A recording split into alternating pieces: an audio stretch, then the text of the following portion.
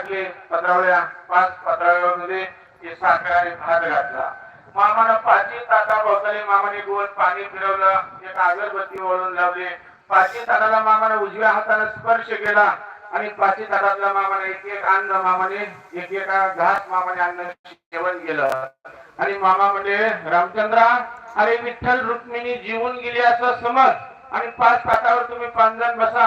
आणि मला माहिती म्हटले हाताला काम मिळवण्यासाठी कुठेतरी मोठ्या शहराकडे निघालाय, तेव्हा जा म्हटले गेल्या गेल्या तुझ्या हाताला उत्तम प्रकारे काम मिळेल, चांगल्या प्रकारे काम मिळेल, कुटुंबाचा उदरनिर्वाह बघून रोज 4 पैसे मागे शिल्लक पडत जातील असं काम मिळेल.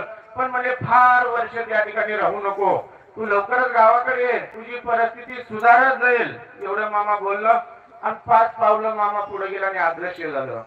त्या 5 ताटावर ते 5 जण बसले, 3 मुलं नवरा बायको आणि वाढलेल्या त्या ताटातलं आता संतांचं उच्चिष्ट खायला मिळालं होतं. तर भाग्यात लागतं मिळायचं, भाग्यात लागतं साधू संतांचं उच्चिष्ट खायला, सेवा करायला, सेवा मिळायला तिथं भाग्य लागतं. कपाळावर त्यालाच मिळतं, ते कोणालाही मिळत नाही. अशा पद्धतीनं 5 ताटावरती 5 जण बसले, प्रसाद ते सेवन केला आणि आपलं बिराड घेऊन तुमच्या शेजारी काही हाकेच्या अंतरावरती असणारं शहर बारामतीला ते कुटुंब आलं. बारामतीला कुटुंब आलं आणि शहराच्या बाजूला त्या ठिकाणी जी जागा होती त्या जागेमध्ये त्यांनी तंबू वगैरे मारला, पाल मारला आणि त्यामध्ये आपला संसार उभा केला. रामचंद्र बागडे हे शहरामध्ये हाताला काम मिळवण्यासाठी कामाचा शोध घेत होता. कामाचा शोध घेत असताना त्याच्या हाताला उत्तम प्रकारे चांगलं काम मिळालं.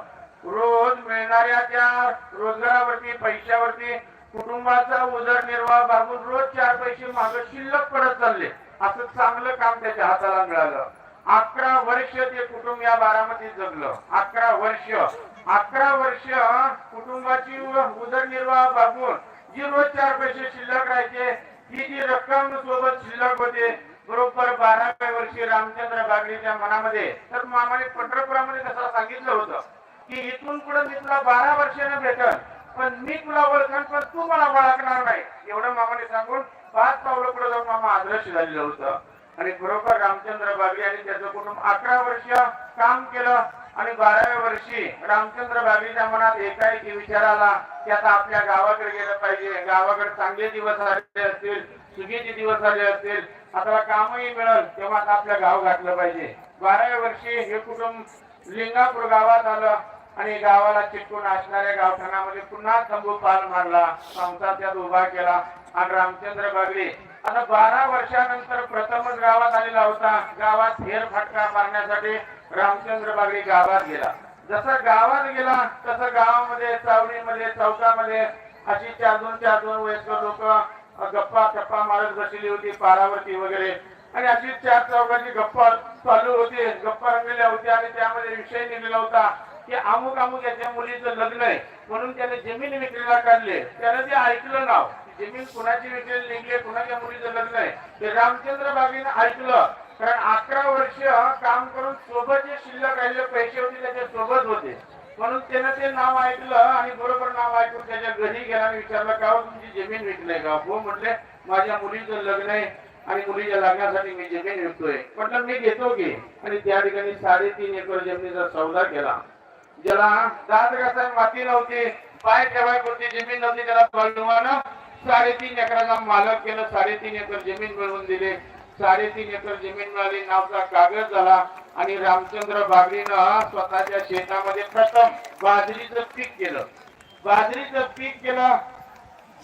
पीक जोमात आलेलं होतं आणि पुढे ते बाजरीचं पीक डुलत होतं. गुरड्यात आलेले बाजरीचं पीक, तो हातात तोंडाशी आलेला घास. आणि रामचंद्र बागडी काय करायचा, आता पाखरापासून संरक्षण व्हावं म्हणून रोज सकाळी दिस उगवला की हातात गोपन घ्यायचा आणि पाखर राखण्याच्या उद्देशानं शेतावर जायचा. असा रोज पाखर राखण्याच्या उद्देशानं दिवस उगवल्याबरोबर जाणारा रामचंद्र बागडी.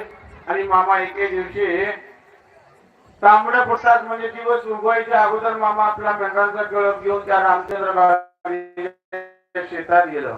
मामाने उभ्या बाजरीच्या पिकात मेंढर सोडलेली, गुरड्यात आलेलं पीक, हातात तोंडाशी आलेला घास. आणि मामा मस्त त्या बांधावरती एक बोरीचं झाड होतं. बोरीच्या झाडाला मामा असं पाड देऊन 2 पायाच्या चवडीवर गुडघ्यावर कुपूर टिकून मामा बिडीचा धूर काढत बसलेला होता.